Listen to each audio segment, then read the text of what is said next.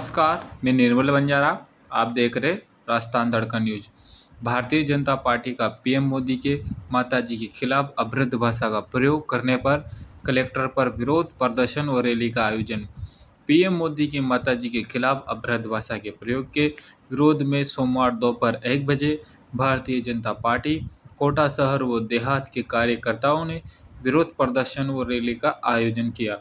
शहर जिला अध्यक्ष राकेश जैन व देहात जिला अध्यक्ष प्रेमचंद गोचर ने बताया कि कांग्रेस नेता राहुल गांधी और राजद नेता के सानिध्य में बिहार चुनाव में आयोजित चुनावी यात्रा रैली के दौरान प्रधानमंत्री नरेंद्र मोदी की माताजी के खिलाफ अभद्र भाषा का प्रयोग किया गया।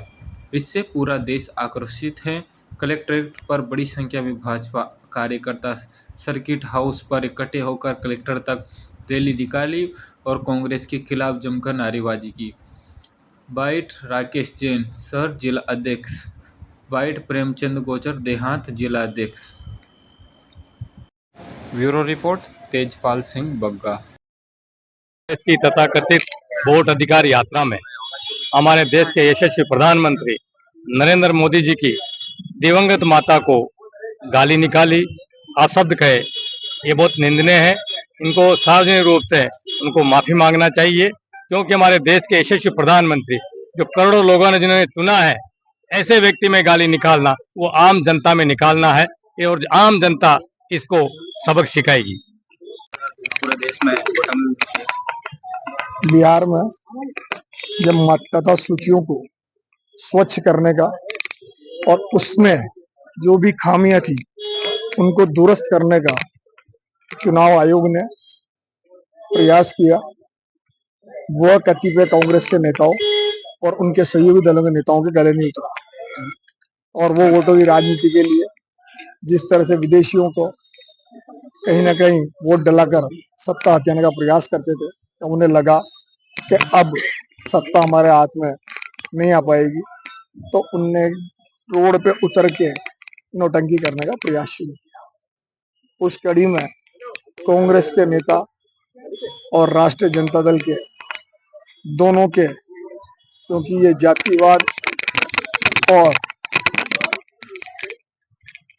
वंशवाद की राजनीति के, चाहे राहुल गांधी जी हों चाहे तेजस्वी जी यादव हों, वंशवाद की है सब धरोहर है और ये वंशवाद की राजनीति लगातार चलाना चाहते हैं, जिन्हें जनता की परेशानी से कोई मतलब नहीं। उनने इस तरह की भाषा का उनकी उपस्थिति में कांग्रेस के नेताओं ने जो उपयोग किया, उसके लिए देश में प्रदेश में भारतीय जनता पार्टी का कार्यकर्ता सड़कों पर उतरा है।